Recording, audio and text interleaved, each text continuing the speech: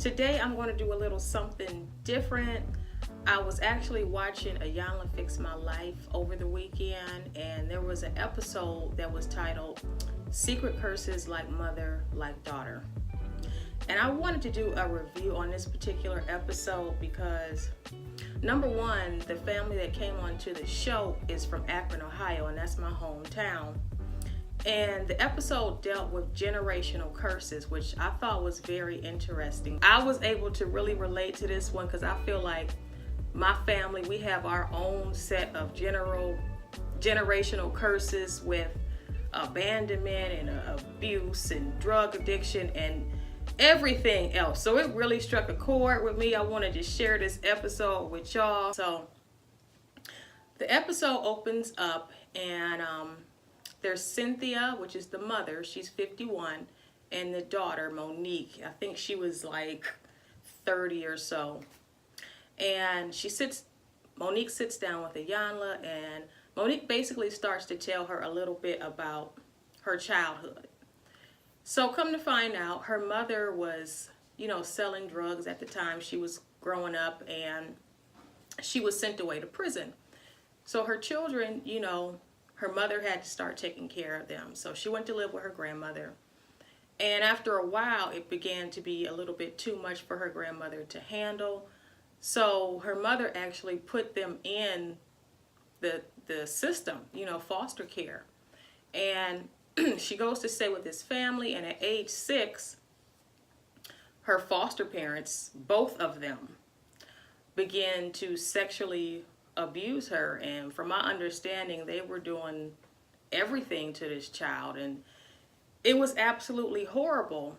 And she was opened up, to sexual abuse at a really young age. So, ultimately she just had a really bad relationship with sex, being exposed to it that young. And I'm guessing she didn't really value herself, and she just equated love with sex, which is, very unhealthy. So around age 12, she gets pregnant by a 21-year-old man. Absolutely horrible. And she basically says, the guy basically just told her that he loved her. And, she fell for it, hook, line, and sinker. She gets pregnant, and she has to get an abortion. She doesn't have any family around, so a friend of hers goes and a friend's mother goes and takes her to get the abortion. And, Iyanla's asking her, how did you get the money for that? And she's like, well, I prostituted myself. So I'm like, oh my God, like this girl is prostituting herself at age 12 to pay for an abortion. And the guy that gave her the money was also another older man. And excuse me, y'all, it was too much. So she gets the abortion, and one of the, the key takeaways from that Iyanla pointed out was that at a very young age, she was abandoned, she was abused, and got some notes here, y'all. Abandoned, abused, and sexually violated.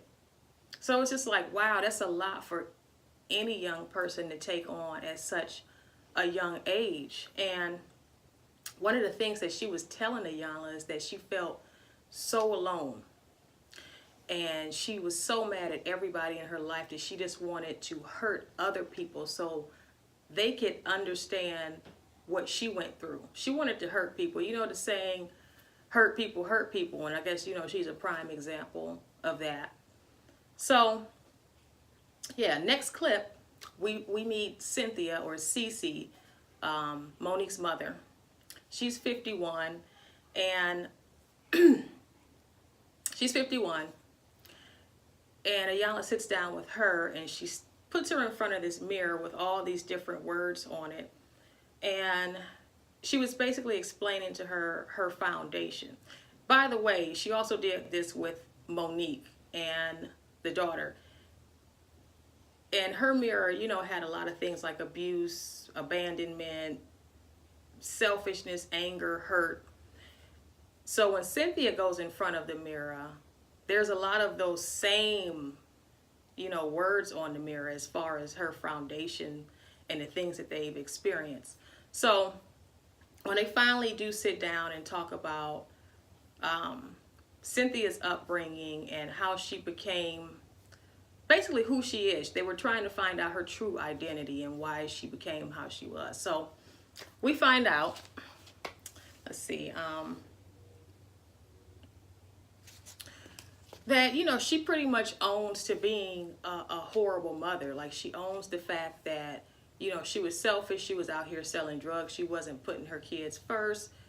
She allowed her children to be placed into foster care because she wasn't able to care for them while she was locked up. So she owns all of that.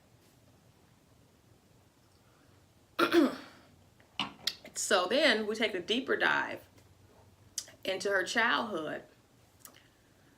Cynthia was also molested by, I don't know if it was a friend of the family, a neighbor, I'm not sure. But she explains to Iyanla that she would have to sit on this man's lap when she was 6 or 7, and he would kiss her all in the mouth. And she still remembers, just the way he smelled and the saliva. And she was totally disgusted, and she actually breaks down crying, right there when she's talking to Iyanla. And you could just really tell that she was still just really traumatized by all of that abuse. And at that time, she was also staying with her grandmother because her mother decided to leave, and I guess she was trying to pursue a better life for herself. So she was also abandoned, just like Monique. So generational curse, right there. She was also abused, just like Monique, and also violated. Her grandmother, when she was staying with her grandmother, used to beat her relentlessly with extension cords and all other kind of manner of crazy things. And it was just really interesting to see how those curses traveled from one generation to the next generation. And the whole time I'm sitting there like, wow, they couldn't see it, but it's like Cynthia, the mother, is just like, what did you think would happen when you abandon your child and you leave them open to the elements out there? It could have went one of two ways. Monique could have found a great foster family and they could have been great to her, or she could have found what she actually found: abusers, predators. It's something else. So let me take one last look at my notes here, y'all, because this story was off the chain. So Iyanla finally sits both of them down together, Cynthia and Monique, and she wants to basically show them how their lives are kind of like a parallel, even though they weren't even around each other, while Monique was growing up. So she shows them, the quotes that they both said side by side. They both said, "I'm so alone." They both said, "I'm so hurt, I just want to hurt somebody else." I mean, it was just uncanny the way that their way of thinking and the anger and the resentment was coming out exactly the same way, but they weren't around each other at all.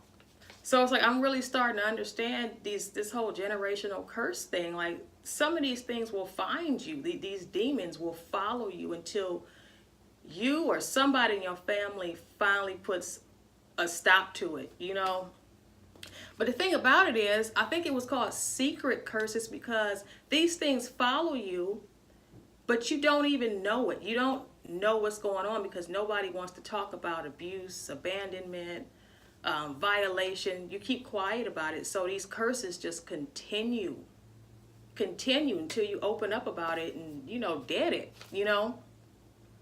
So after she tells them, the two quotes or whatever that they've both been saying, Monique opens up to her mother and tells her that, Monique opens up to her mother and tells her how she was abused at 6 years old by the foster family, and her mother had no idea. And it was just really heart-wrenching because I'm sure her mother felt just absolutely horrible because she opened her up to this because she wasn't there. And then not only did she open her daughter up to that, it's just like, wow, the same thing happened to her at age 6. I was taken out, y'all. Taken out. I mean, that is so sad. But just getting it out, Iyanla was trying to explain to them that now that you guys know, you see this pattern, don't let this same pattern go to the next generation. Monique has kids, and, she was explaining to Iyanla that she yells at them. She's just really cold and harsh, abrasive with her kids at times, and she knows it, and she knows she has to do better. So Iyanla was explaining to them, like, you know better now. You know better, so you got to do better. And let me see. Basically the cycle must end. Monique was able to forgive her mother because, just like her, she didn't really have the tools that she needed to overcome this curse. And she wasn't aware. The beatings and the abuse and the violation, that's all that she knew. That's all both of them knew. So she was able to forgive her. Yes, she could have done better, but now she's starting to see that her mother went through the same things that she did. So, they're connecting on that level, which is absolutely awesome. Iyanla did some great work on this episode, just pointing out all of these things that, if you're in this situation, you can't see all the time. So excellent work, Iyanla. Kudos to you. Okay, one last thing before I close this out. Cynthia's mom, I thought this was like a really crazy part of this episode. Cynthia is sitting down with Monique, and she's basically explaining to her just some of the trauma that she was going through when she was pregnant with Monique, and maybe that's why there was a little bit of a disconnection between them. They didn't really have that mother-daughter bond. But from what I understand, Cynthia is a gay woman, and she got pregnant by a man, I guess, on a one-night stand. She was in a relationship with a woman, and when she returns home to her girlfriend at the time, she tells us that the girlfriend was beating her every day, just about.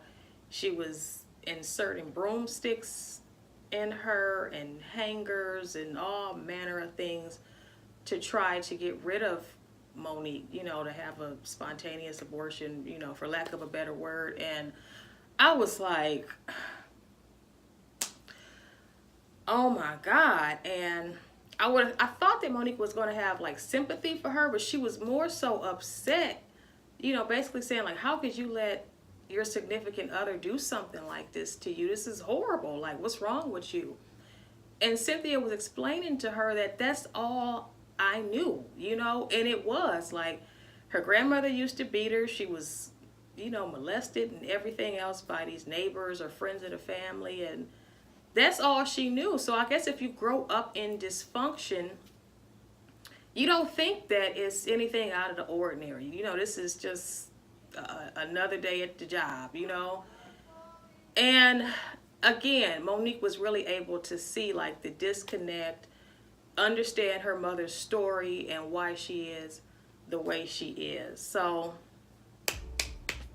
Iyanla, you did a good job on this one. I was able to really relate to this one because I feel like my family, we have our own set of generational curses with abandonment and abuse and drug addiction and everything else. So it really struck a chord with me. I wanted to share this episode with y'all.